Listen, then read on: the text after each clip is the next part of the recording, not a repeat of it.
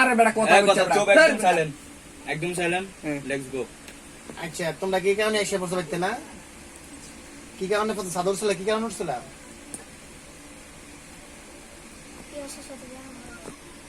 Peer সাথে দেখা করার জন্য নাকি? একটু জোরে কও, কি কারণে উঠছিল সাথে? দেখা করার পরে কি প্রোগ্রাম নিলাম? ওর জোরে কও। বাবা দেখছে, বাবা দেখার পর আমাকে বলছে, আমিও বলছে তোমরা, তারপরে আমি যখন সিঁড়ি নামতেছিলাম আমি আসলাম, তখন বলছে তোমরা কই গেছিলাম?